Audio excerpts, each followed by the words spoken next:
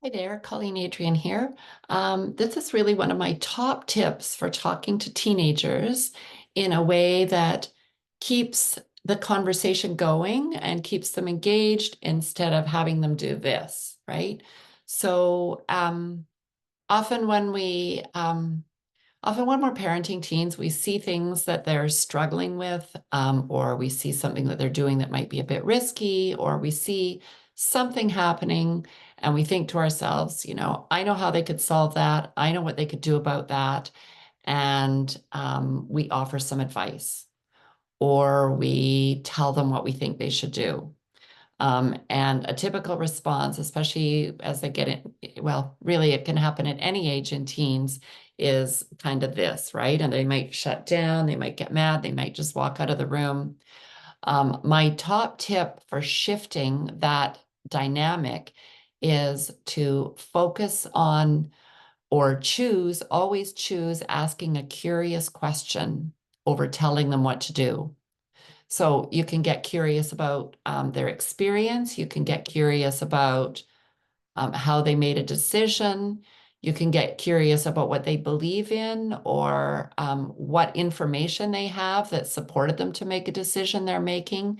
You could get curious about how they're feeling, what they value. There's all kinds of things that you can ask that can help you understand their experience better. And what you're really doing here is treating them you're treating them in a way that shows that you have an underlying belief that they're actually know what they're doing and that they're what they're doing or how they're handling things or what they're struggling with makes some sense. And that's very validating. Let me say that one more time. When you use this approach, you're giving them a subconscious message in the way you're talking to them by staying curious that what they're struggling with or the decision that they're trying to make or that they have made makes some sense based on their experience.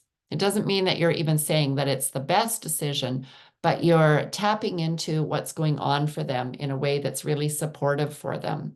And when you do this, they'll be a lot more willing to sometimes, not always. I mean, that still doesn't give us permission as parents to sort of jump in and to give advice, but they may be interested in hearing you say something like, would you be interested in hearing another perspective on that?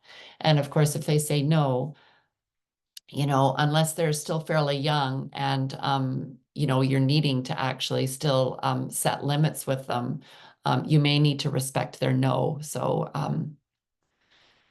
yeah, I'll just say there's a lot of variation depending on how old they are and what your specific situation is. But anyway, that's my top tip. Curious questions, always choose curious questions over telling them what to do.